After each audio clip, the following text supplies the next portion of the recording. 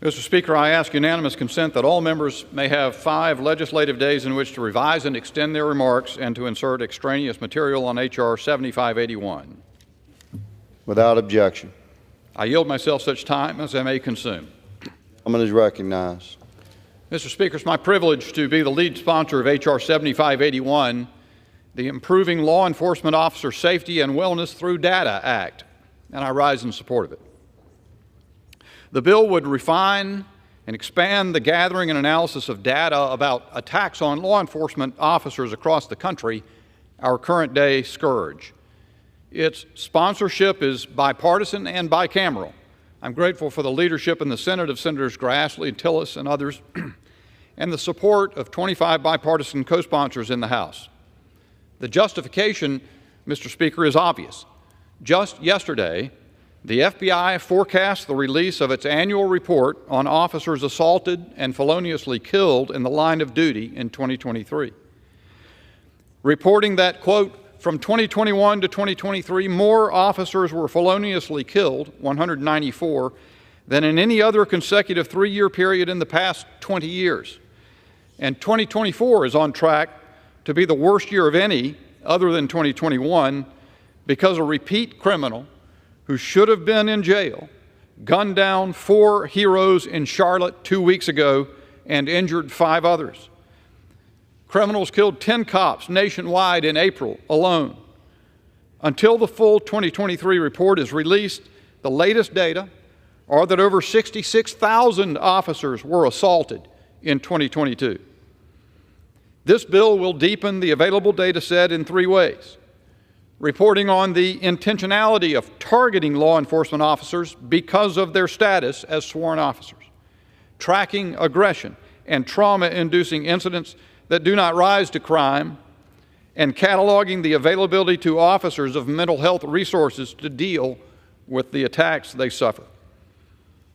One would expect unanimous support, and yet in the Judiciary Committee, Democrats amazingly sought to gut and replace the entire bill with the same old anti-police legislation to impair qualified immunity for police officers, create a national registry of police misconduct, and require implicit bias, training, and so forth. If reacting to unprecedented killings and assaults of cops by intimidating and undermining cops sounds backwards and astonishing to you, watch the vote on this bill. The truth is that the strong impulse and desire among Democrats to demonize and delegitimize police remain powerful and just under the surface, even as many of them deny they ever uttered the words defund and abolish during the 2020 Summer of Love, which spawned mass riots and increased attacks and killings of not only police officers, but also those most in need of their protection. Especially here in Washington, D.C., the effects of this most irresponsible rhetoric in the history of American politics have been catastrophic. Crime remains out of control, especially among juveniles. Carjackings and assaults on congressmen, a 20-year murder record.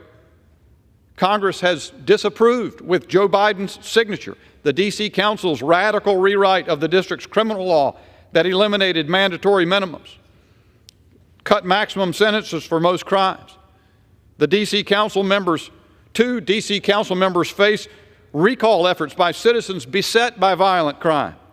And the Metropolitan Police Department has lost almost 600 of its 4,000 member force, and almost every month loses more than it hires. And yet, some Democrats will vote against this little bill to collect more information about attacks on officers. And it must be considered under a rule because it might not get the 2/3 majority required to pass on suspension, as many such little bills are. Here are the searing consequences. Where's that board? Right here. Here, to my right, are the searing consequences of this unforgivable political division. The human cost of the worst attack on law enforcement since 2016. Charlotte Mecklenburg Police Department Officer Joshua Iyer North Carolina Corrections officers Sam Pelosi and Alden Elliott, and Thomas Weeks Jr., United States Deputy Marshal, all lost their lives on April 29. I've been to their funerals. I've seen and heard from their families. May their names long endure in our memory. Or one could list the other lives taken from us longer ago, but just as strong in our memories. Jonathan Dillard, NYPD officer, shot and killed in March during a traffic stop, leaving behind a wife and a 1-year-old son.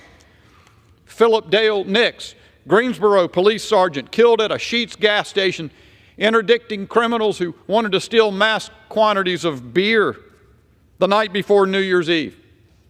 Ned Byrd, Wake County, North Carolina, sheriff's deputy, ambushed and shot to death by illegals in 2022. Ryan Hendricks, Henderson County, North Carolina deputy, lost his life in a shootout with a hardened criminal wanted in multiple states. David Dorn, 77-year-old retired police captain, fatally shot, interrupting a burglary in St. Louis during the George Floyd riots in 2020. And far, far too many others to name in the time allowed. Is it time yet to come around? The former New York City Police Commissioner Bill Bratton said about that place, quote, "Don't hold your breath. The state and the city council have been captured by the progressive left, and it's unlikely that the voters are going to take them out of office anytime soon." Let's prove that the same cannot be said of Congress, one way or the other. Support our men and women in blue. The American people certainly do, the overwhelming majority of them. Let's pass this little bill, develop the information necessary so that we can protect the officers who serve us, who risk their lives every day. And with that, Mr. Chairman, Mr. Speaker, I reserve.